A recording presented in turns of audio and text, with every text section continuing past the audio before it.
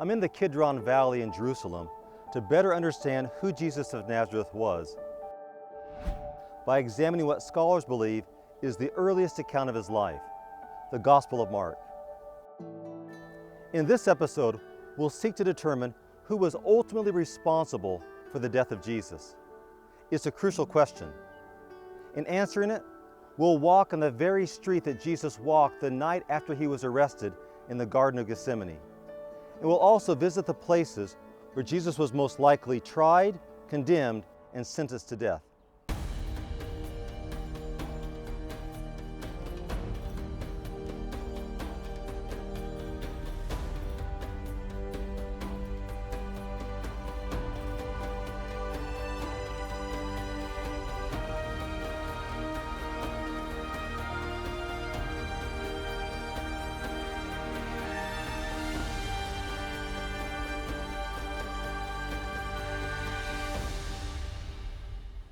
There are only a few places in Jerusalem where we know that Jesus actually walked. This is one of those places. It's a modern staircase built over the ancient path that led up from the Kidron Valley to Jerusalem. Jesus walked this very way the night he was arrested in the Garden of Gethsemane. In fact, at the top of this staircase, we even see the remains of the staircase that was here 2,000 years ago. But Jesus and his captors were not the only people to walk this way that night. Mark tells us that Peter, true to his professed loyalty to Jesus, doubled back and no doubt in the shadows walked this way himself that night. The remains of the ancient staircase in which Jesus walked that night lead up to an area in Jerusalem known as the Western Hill, a place where in the 1970s, archaeologists discovered the remains of the homes of the most powerful and wealthy priestly families in Jerusalem, the area where Jesus was taken to be interrogated the night he was arrested. The ancient steps are referred to today as the Caiaphas steps, since they're thought to have led to the house of Caiaphas. To see the homes of the Jewish priests, we have to visit the Wool Museum. It's located in what today is known as the Jewish quarter of the old city of Jerusalem. The Wool Museum does not look like much from the outside, but inside it's spectacular. As we descend the stairs 10 to 15 feet below the street, we go back 2,000 years in time to the ruins of homes of the powerful priestly families that date back to the time of Jesus. Even though these homes are not entirely restored, it's still obvious that they were extremely spacious and lavishly decorated with pillars and capitals. Many of the floors feature intricately designed geometrical patterns, and around the rooms are restored pieces of the elegantly crafted furniture that were once part of these homes. The people living here clearly had expensive tastes. On these walls are the remains of the frescoes and the stucco, with the rich colors still visible after 2,000 years. Amid the ruins, we can also see the remains of the fire that destroyed these homes when the Romans sacked and burned the city to the ground in AD 70, like this charred beam that collapsed when the house was destroyed. How do we know that these were the homes of powerful priestly families in Jerusalem, and not just wealthy individuals? There are actually several indications. The first is location. Although it's hard to recognize it here because modern buildings have been erected over this site, these homes were literally right across from the temple. So you have to envision these homes having a spectacular view of the entire temple complex right from their windows. They are also close to the bridge that also gave priests special access to the temple. The second reason has to do with the type of vessels they found at this site. I'm not talking about the typical pottery vessels that we find scattered across all the sites in Israel. The vessels discovered here were very different. Surprisingly, many of the vessels found in these houses were made of stone, including large pieces of furniture like the stone table we saw earlier. These vessels were much harder to make and extremely expensive because they'd have to be made from a single stone. They were, however, the vessels of choice for the priests, since according to Jewish tradition, they could not become contaminated with ritual impurity. As we've seen before, issues of purity were a significant concern in first century Judaism. People could become ritually impure for a variety of reasons and be unable to go to the temple for a specific period of time until they could become ritually pure once again. This was a particular concern for priests who served in the temple on a regular basis. They wanted to be in a state of constant ritual purity, and they believed that stone vessels could help them achieve that. Let me explain what I mean. If someone found a bug in a regular ceramic cup or a dead rodent in a typical ceramic storage vessel, Jews believed that those vessels had become ritually impure, and therefore anyone that used those vessels would also become impure themselves. Those vessels couldn't be washed, they could only be thrown away. But since Jews believed that stone was an impervious substance, they believed that stone vessels could be used again and again and again without ever becoming ritually impure. This meant that a priest could use a stone vessel without ever having to fear that somehow he might become accidentally impure. Now, of course, this was not a concern for your regular Jew, but it was a particular concern for the priest. And so the presence of so many of these stone vessels in these homes is a clear indication that these were the homes of priests. But there's even a clearer indication that these were the homes of priests. The other feature that identifies these homes as belonging to priestly families is the presence of Jewish ritual baths, like the mikvot at Qumran and Gamla. Purity law connected to the holiness of the temple required people to immerse in water before entering the Temple Mount. In these homes, archaeologists have found a total of 10 private mikvot, indicating that priests must have lived here. I want to show you one more thing that I think you'll find even more interesting. As beautiful as all these homes are, one house in particular stands out due to its unusually large size, 6,500 square feet, and nearly double that size if we consider that the living space was built on 3 levels. Archaeologists refer to it as either the palatial mansion or the Herodian mansion. But like the other homes, this home was not the mansion of merely a wealthy family. The presence of 4 mikvot indicated it was the villa of a very wealthy priestly family. In fact, it might even be the house of Annas, the father-in-law of Caiaphas, the high priest at the time of Jesus.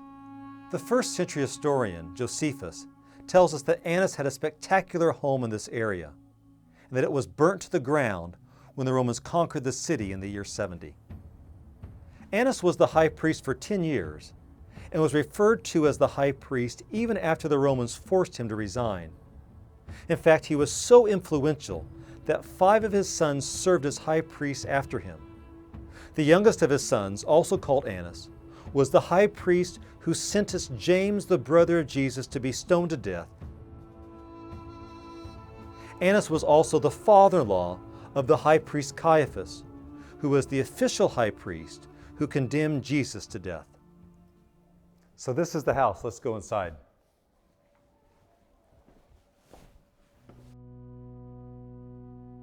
After entering through the foyer, there's a beautiful reception hall for entertaining guests on the left. The modern pillars supporting the buildings above the museum today make it difficult to see how large the room actually is. You can still see the remains of the white stucco that covered the walls of the reception hall and the decorative band of geometrical patterns that runs along the perimeter of the room just below the ceiling. During the excavation, archaeologists found fragments of ornate decorative tiles that once covered the entire ceiling.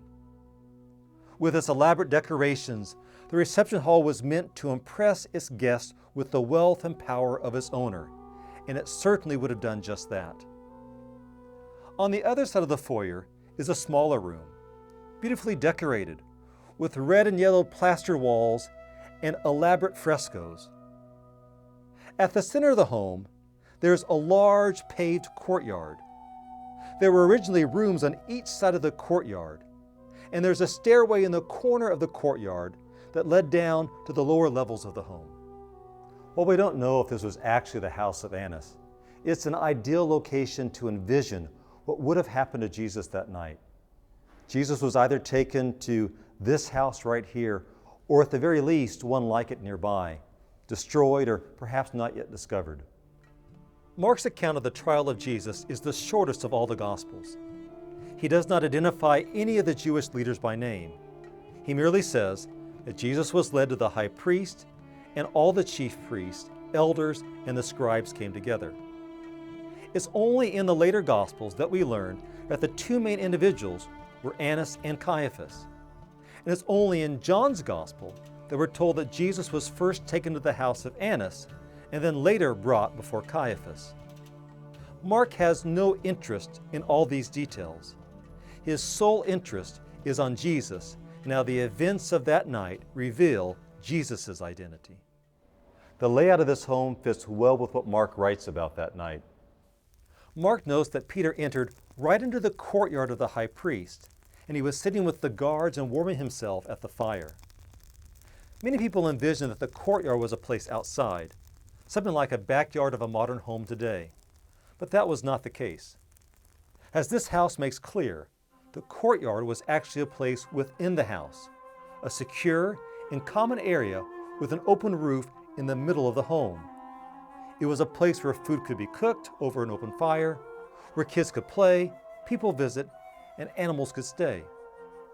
Peter was here in the courtyard, probably trying to stay in the shadows as Jesus was being interrogated in the reception hall. Since a large number of the ruling religious authorities had been gathered together that night, the room where Jesus was interrogated and eventually condemned would have had to have been a very large room, like the reception hall right across from the courtyard. Mark makes it clear that the purpose of the meeting was not to determine whether Jesus was guilty or innocent. If that had been the purpose, they would have simply detained him and then tried him in the morning. The fact that they held the meeting at night indicates the fear they had of Jesus and of his popularity with the crowds. They simply could not take the chance that he might get away. In fact, as far as they were concerned, the verdict was already decided. Jesus needed to be put to death. The only thing that needed to be determined was the charge to be brought against him. But this is where Mark says they ran into trouble. The testimony of the witnesses who spoke against Jesus did not agree, so they could not render a verdict against him. Now the chief priests and the whole council were seeking testimony against Jesus to put him to death, but they found none. For many bore false witness against him, but their testimony did not agree. And some stood up and bore false witness against him, saying, "We heard him say, 'I will destroy this temple that is made with hands, and in 3 days I will build another, not made with hands.' Yet even about this their testimony did not agree." Worried that the failure to bring a sustainable charge against Jesus might result in him escaping from their grasp, the high priest took matters into his own hands. And it's here that the earliest gospel reveals a distinct insight about the identity of Jesus. And the high priest stood up in the midst and asked Jesus, "Have you no answer to make? What is it that these men testify against you?" But he remained silent and made no answer. Mark highlights the point that Jesus is strangely quiet amidst the tumult of the kangaroo court around him. One would normally think that a person in Jesus' position would be doing everything he could to save himself. He should be begging for mercy, apologizing for his actions, or in the very least, attempting to defend himself. Yet according to Mark, Jesus does none of these things. Instead, he says absolutely nothing. Frustrated with Jesus' silence and hoping that Jesus might incriminate himself, the high priest stands and he asks Jesus a direct question about his identity. "Are you the Christ, the Son of the Blessed?" This question cuts to the center of the issue. It's a question about identity. Who does Jesus think he is? And how does he understand his mission? Since the word Christ is a Greek translation of the Hebrew word for Messiah, this is a question about whether or not Jesus understands himself to be the promised Messiah. As we've seen, the question of Jesus' identity has been a concern for Mark from the very beginning of his gospel. Who is Jesus of Nazareth? In all the stories Mark has told up to this point, Jesus has always been cautious when addressing the issue of his identity in public. He silenced the demons when they recognized him in Mark chapter 1. And instead of referring to himself as the Messiah, Jesus preferred the title the Son of Man. It's only by implicitly acknowledging Peter's confession, and in the one rare occasion when speaking to his disciples in the privacy of a home, that Jesus actually accepted the title Messiah, or the Christ. While Jesus has been cautious with his words, we've seen in earlier episodes that his actions had increasingly clear messianic implications. The manner in which Jesus entered Jerusalem and his actions in the temple had stirred up the messianic hopes of the common people, and Jesus had done nothing to discourage the reaction. Now the high priest wants a clear answer from the mouth of Jesus himself. For the first time since he was arrested, Jesus finally breaks his silence. I am the Messiah. Why was Jesus so forthright that night, at a time when many would have backed away? This is a decisive point in the earliest Gospel's account of Jesus' life, and it's an important point that Mark wants us to consider. At this point in Jesus' ministry, he no longer needs to conceal his identity. The events that are taking place are not a surprise to him. On the contrary, things are taking place just as Jesus anticipated.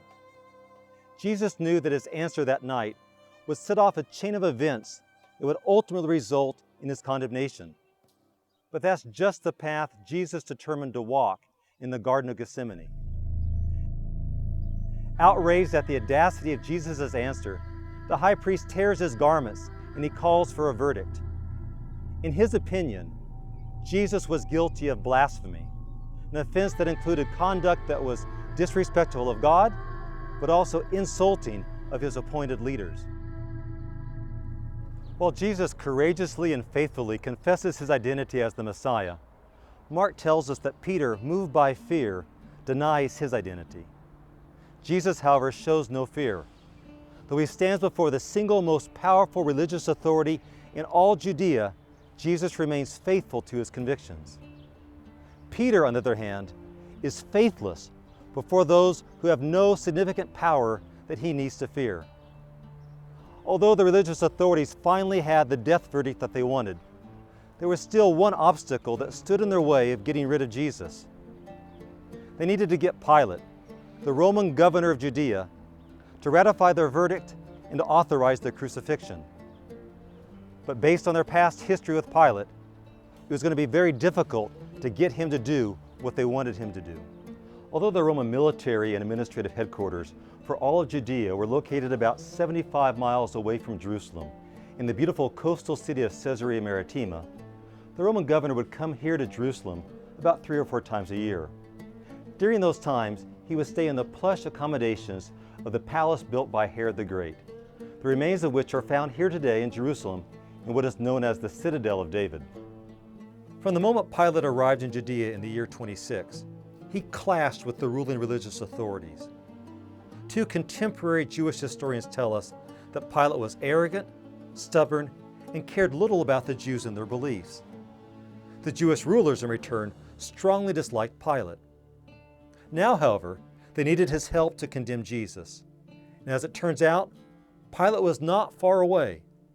He was residing here at Herod's palace in Jerusalem with extra troops to make sure a Jewish revolt did not break out during the celebration of the Passover.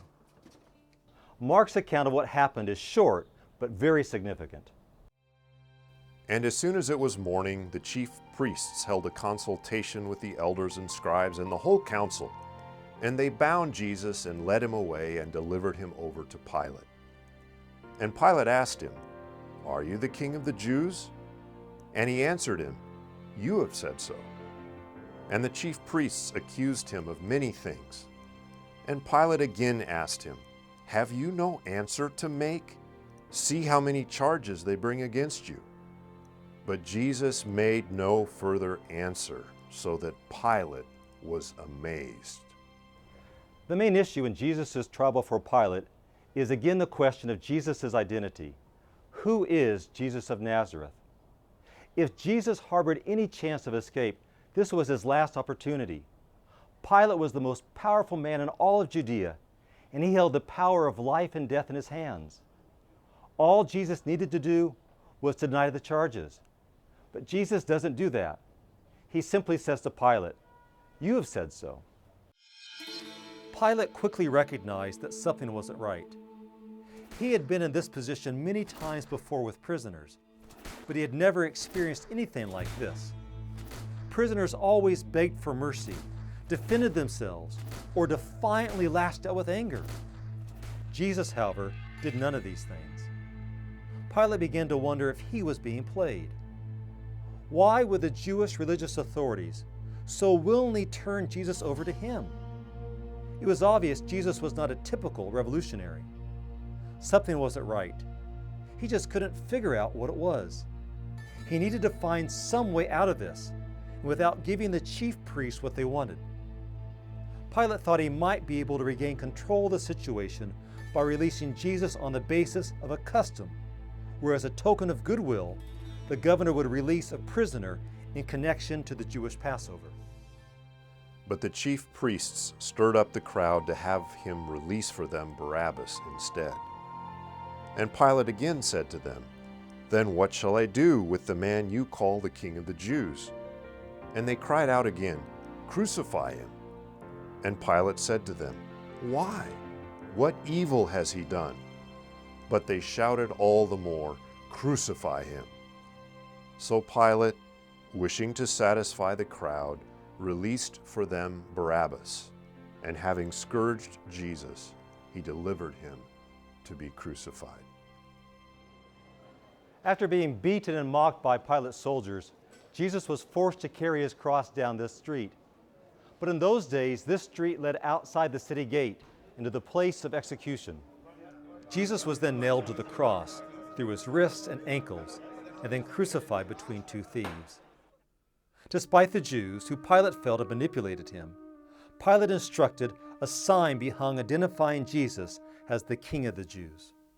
So who was ultimately responsible for the death of Jesus? Through the centuries, many have cast the blame upon the Jewish people, using that blame to justify all kinds of horrible acts committed against them. But placing the blame upon the Jews is certainly misguided. According to Mark's Gospel, Jesus was popular among the Jewish people of his day. And so if any of the Jews from long ago were to be blamed, it would certainly only be the religious authorities who carefully plotted his death. Others, however, would place the blame upon the Romans. They note that if it wasn't for Pilate's decision to turn a blind eye to injustice and to follow the path of political expedience, Jesus would not have had to have been crucified that day. But according to Mark's Gospel, neither of those answers matches the evidence. Jesus could have tried to escape into the darkness the night he was arrested on the Mount of Olives. He could have also tried to defend himself against the chief priests and the Romans. But in every single instance, Jesus chose not to flee or to save himself. In fact, the way Jesus responded only encouraged the actions against him when he did speak. In the end, the only answer that agrees with the evidence is that Jesus wanted to die. He believed it was his destiny.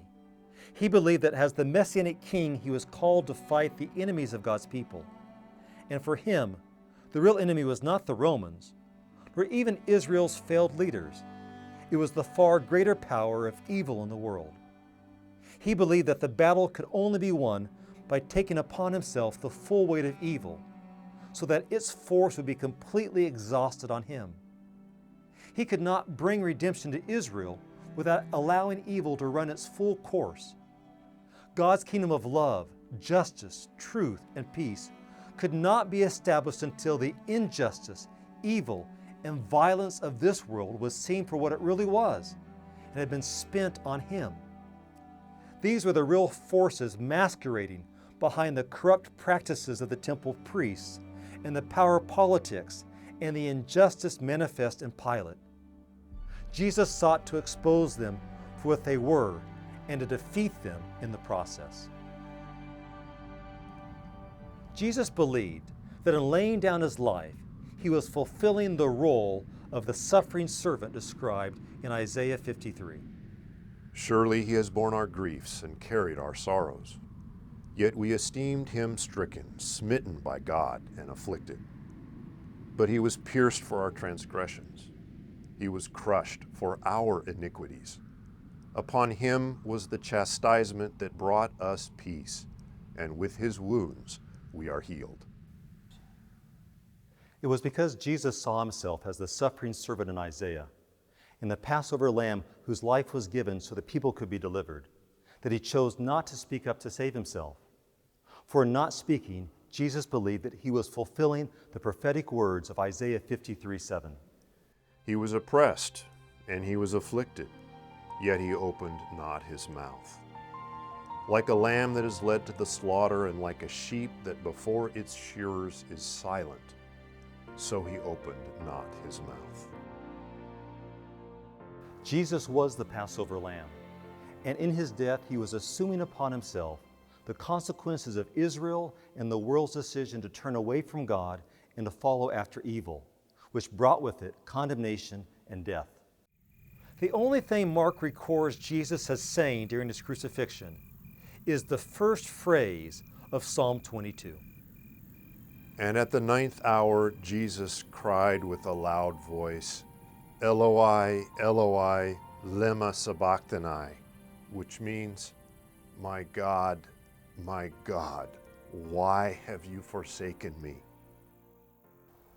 In these final words, Jesus experiences the cup of God's judgment against the power of evil and sin that he accepted in the Garden of Gethsemane. It's the path that he chose. He believed that he was the suffering servant of Isaiah who was laying down his life for the people of God. But what are we to make of these final words of Jesus and of his death on the cross? Do they indicate that in the end, his death was really all for nothing? Was it merely a mistaken understanding of God's will for his life? A misguided dream that went so tragically wrong?